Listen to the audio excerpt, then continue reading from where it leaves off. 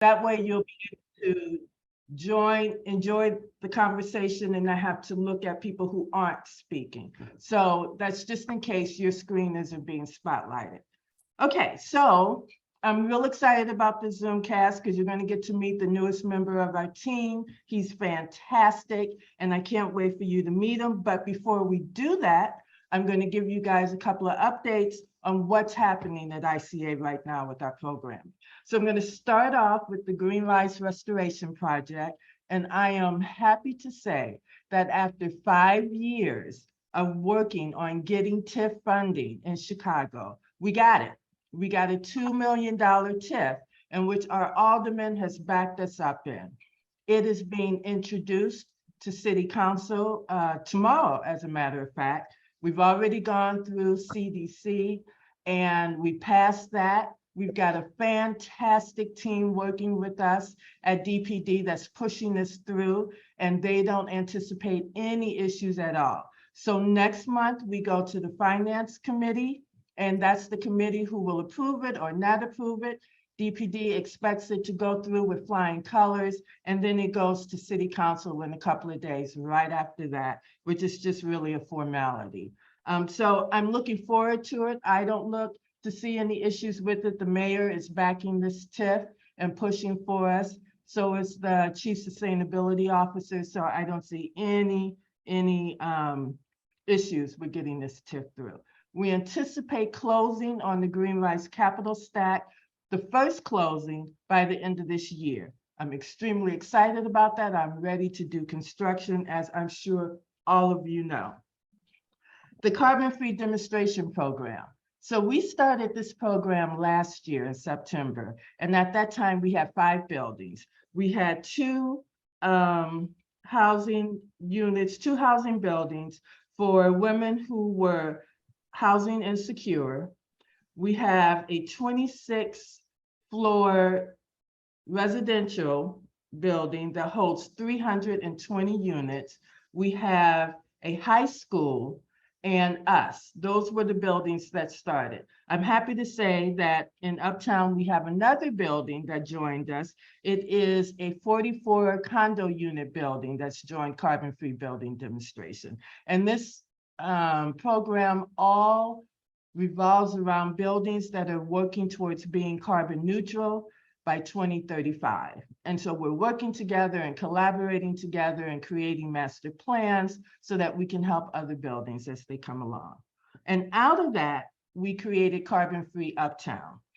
We have been in conversation with Menlo, California, Ithaca, New York, and those 2 cities have declared and created ordinances and gotten plans for being carbon-free by 2030. They're a little ahead of us, but they're helping us a lot. And together we are collaborating on how we can do this and bring in other towns. But we stepped back and said, well, if Ithaca and Menlo are doing it, Uptown can do it. So we created Uptown, Carbon-Free Uptown, in which we have 75 different community members, stakeholders, organizations. There's a wide range of people who all have decided to come together and help us create this plan to move Uptown to be carbon-free whenever we decide it's going to be, if it's 35, if it's 30, but there's going to be a master plan to move Uptown to be carbon neutral in the near future. We call them cheerleaders. I think I told you, and our next meeting is November 10th. And then we're going to talk about the Global Archives Memorial page. So Laura Grover, and I think a lot of you know who she is, she has a passion to celebrate the lives of people who have served in the Institute.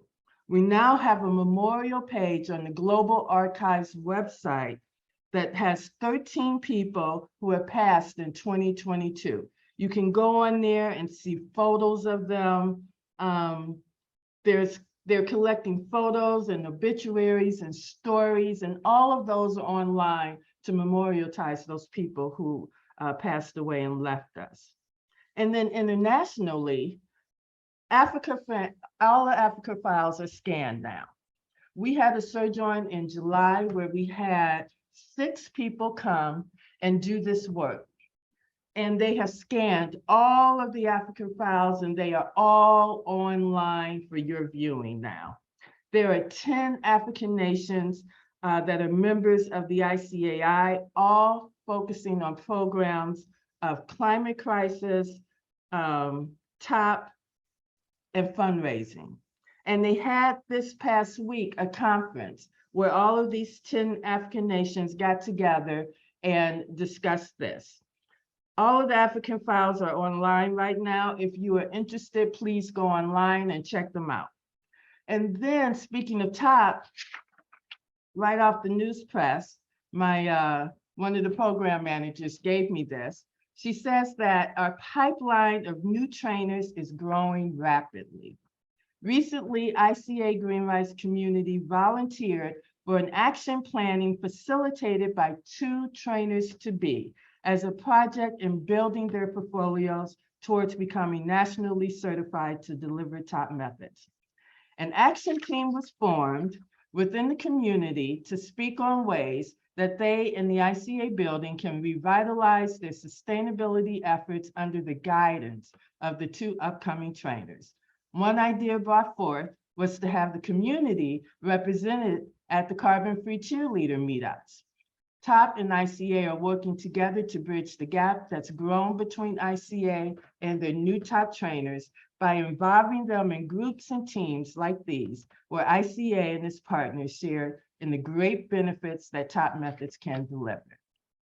So that is my update on programs. We are happy to answer questions at the end of this Zoom, but we really want to get right into having this interview with Tamiz so that you can meet him and see what's going on there.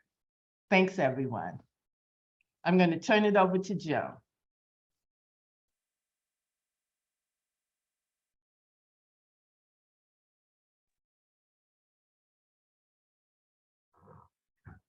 Are you there, Jim? There we go. Can you hear me now? This is Jim Troxel. I've been honored to ask Tamiz to interview him on your behalf. And Tamiz, wave your hand so people can find you in, there we go. Tamiz Haiderali is our newest staff member, head of the operations section of the organization. And Tamiz, before coming to the ICA, what would you consider one of your most significant professional accomplishments? So I feel very connected to Chicago Fair Trade. I had been a member with them for a while, but it all got solidified when the Rana Plaza incident happened, where a garment worker factory was, the 13th floor building collapsed, and most of the garment workers were women. And most of the products that were being made were products that we all use on a day-to-day basis, pretty well-known brands. And so began our activism and advocacy for fair trade goods and fair trade products. Fair trade goods are goods that are made by people who get paid fair wages. Also, they have fair working conditions. And they are also products that follow the principles of environmental sustainability. So everything does relate to sustainability and comes around to that somehow. And so the work we did with them was, that I did with them was really instrumental. We worked on making Chicago a fair trade city, and the city council passed a resolution. So we are a fair trade city, but you know how slowly things work at City Hall. So we are getting there. Not all the city worker uniforms are fair trade as yet, but it's on the books and it's in the works.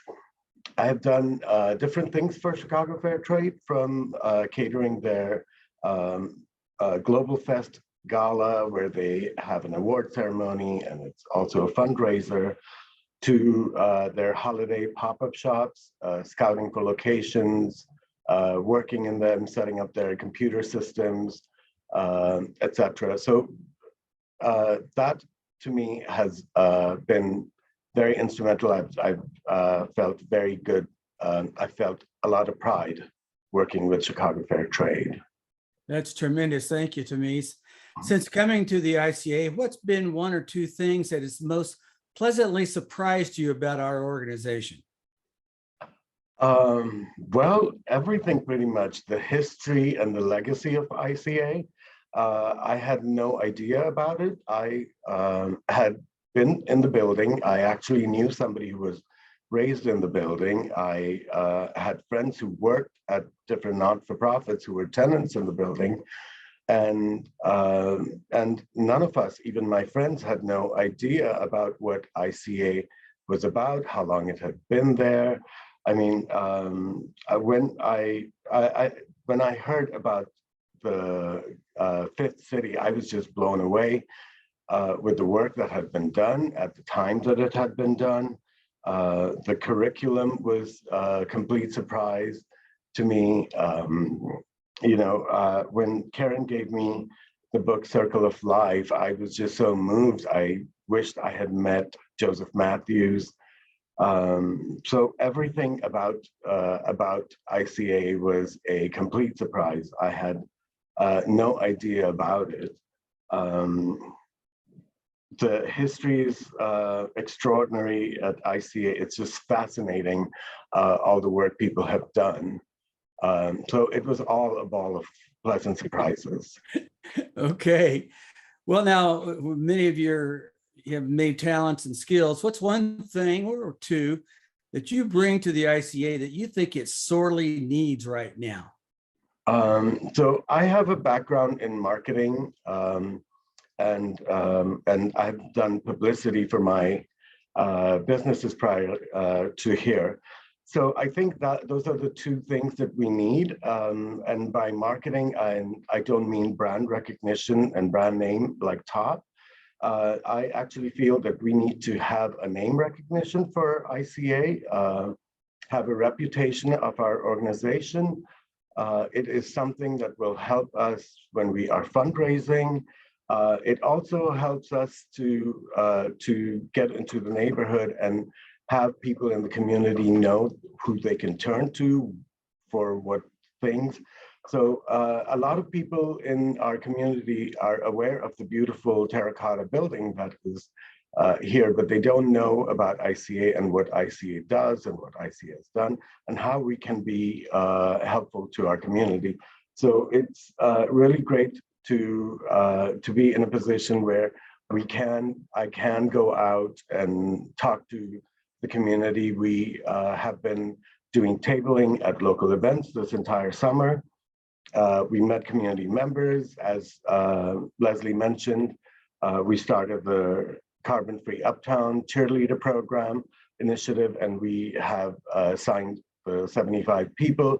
All these people we met during our interaction in different events that were happening in the neighborhood. Let me interrupt there a second. You said we had 75 cheerleaders? Correct. What's a cheerleader, and what do we hope those 75 people will do? Right. Good question. So cheerleaders are community people, people who are very interested and want to be engaged in changing Uptown. Let me just back up and tell you a little bit about why Uptown is so important. If the Midwest were a country of its own, we would fit anywhere between Russia and Japan in our carbon emissions. We are that would be the fourth position in the world. Our energy needs are extremely high, of course, because of extreme weather here. But also everything. We've also been experiencing the highest level of temperatures and the lowest level of temperatures, and it's only going to get worse. So it is very important to have an initiative like this and programs like that to start in the Midwest, in Chicago, in Uptown, so we can take it to the rest of the 76 communities that exist. Of course, we did accelerate in 2012, and from that we have learned how we can take the initiative to everybody else. Of course, Leslie mentioned Ithaca and Menlo Park. We're working with them on it. Now, in Chicago, 70% of the emissions that happen come from buildings. And people tend to stay in their buildings a lot more during extreme weather. So they're inhaling all of these gases, all of these unhealthy things. It creates more asthma problems, more health problems. So our community cheerleaders are aware of that. They experience it on a day-to-day basis. They don't just notice the extreme weather that they're having. They notice things in many different ways on a personal level as well. So these are people who are gung-ho about going around talking to other people in the neighborhood, conversing block to block with people, conversing with people in their own buildings, in their own families, friend circle, and going canvassing. So our aim is to not tell people what to do, but we are going to facilitate that as ICA does. We want to help people gain momentum and go out and speak to people and get Uptown as close to carbon free as possible and sooner than 2035, hopefully. That's quite a big task there you got in front of you. Yeah. By the way, let me indicate to any folks who are a part of us today, if you want me to relay on to Tamiz the question that you have, type it into the chat box and I'll ask it after I ask this next question. So Tamiz, what's one task or accomplishment you hope to be part of in the near future, say in the next 6 months? What do you want to be part of saying you succeeded on? The Green Rise Restoration Project, we're all very excited. We're on pins and needles waiting for that to happen. Of course, it's going to be a big learning curve and it's going to be such a meaningful task to be involved in it and all the details of it. I love this building so much. Every corner, every time I turn, there's something surprising in it. It's restored, so it's just so beautifully constructed, and it would be great to be part of the entire restoration project. But also, I mean, I'm looking forward to being part of the carbon-free cheerleaders. It's been great talking to all the community members, going to meet them at all the events. I'm looking forward to the carbon-free building demonstrations as well. We are working on electrifying ourselves, but we're working on a building that is trying to change all their water usage. So I'm looking forward to it all. Yeah. There's a word here we try to think about every now and then, it's focus. So it sounds like you've got a lot on your plate, plus a lot of your other operational duties too, right? Yeah, multitasking is a good trait that I have. Okay, so question for Lesley or Tamiz. How did fundraising become one of the missions of the ICA Africas? I guess that goes back to Lesley, or I see Karen is on the call. Karen, as some of you may know, is the secretary of the ICA International Board. But could one of you address that question that Nancy Trask asked? Lesley or Karen?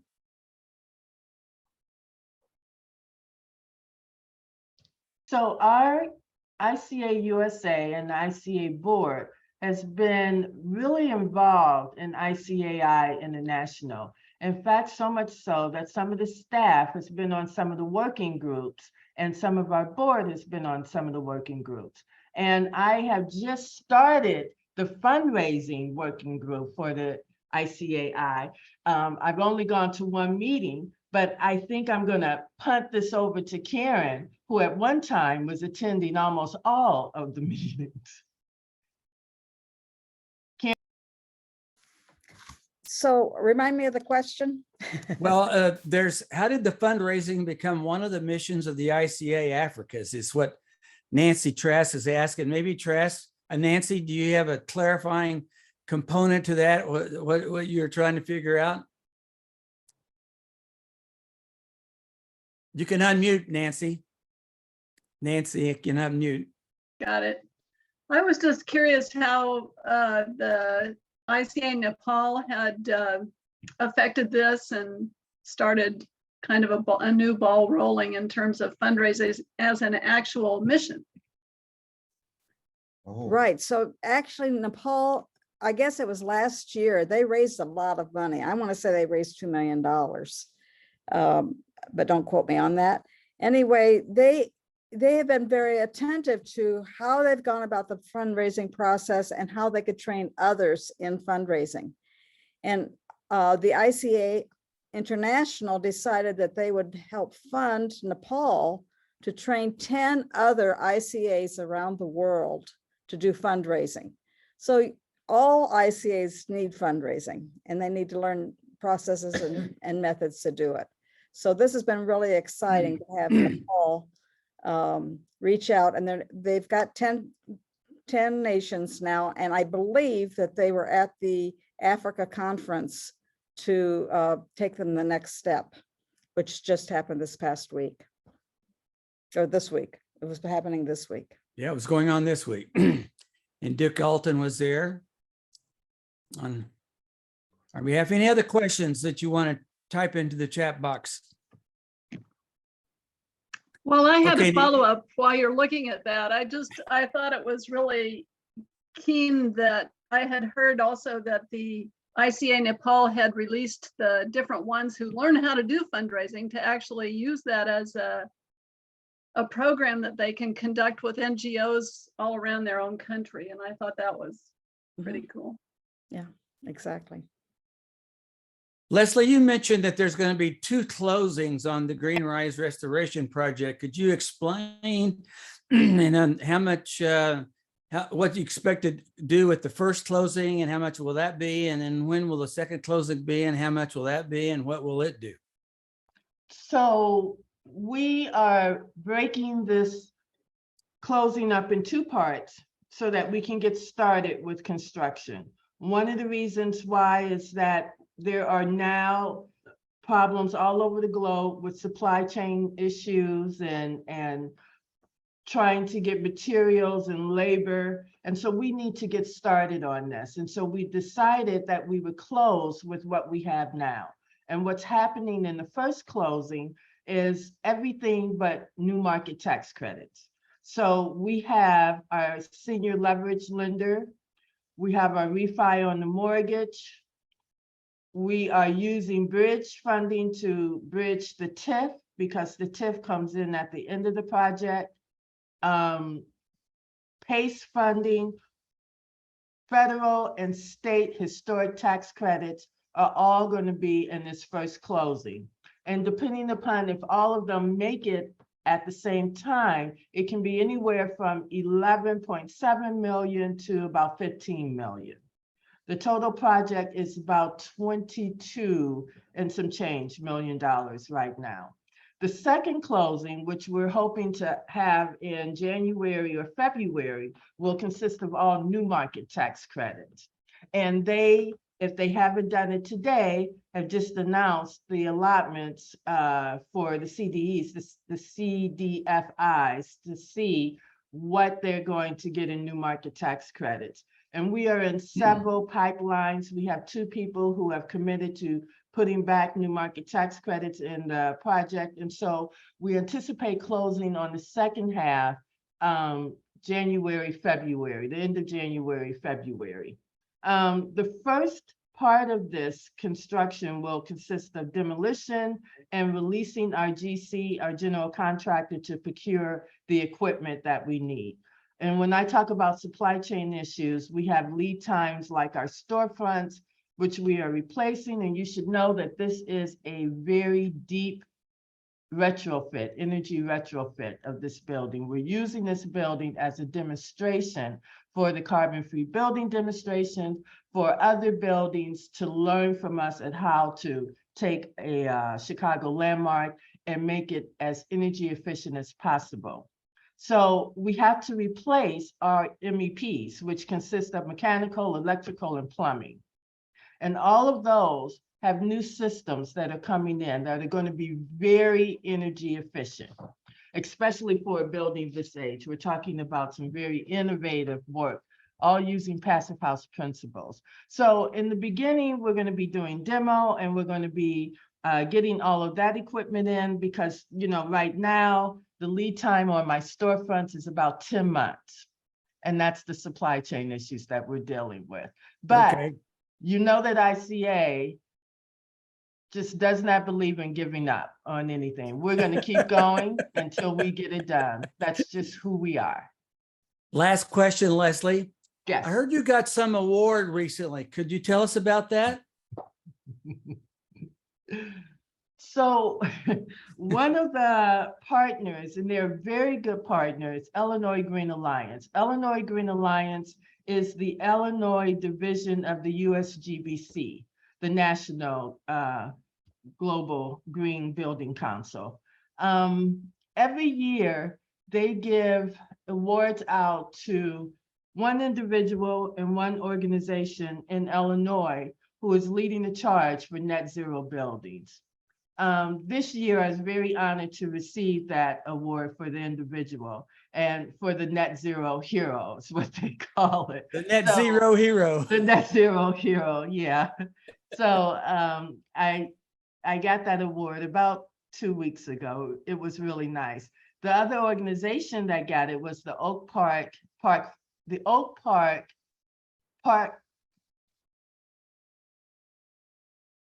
I'm getting tongue twisted. The Oak Park Park Reserve. They're the Okay. ones. They got the organizational thing. So it was really nice. Okay, well then, Leslie and Jim Michael, I think our time is up. What's next? Well, if we don't have any other questions, again, we want to thank everyone for joining us and finding out what's going on. We really appreciate your time, the time that you spent with us. And I think we're going to have another Zoomcast in December, I believe it is. So look forward to the invitation then. Thank you, guys. I appreciate your time. Thank you, everybody.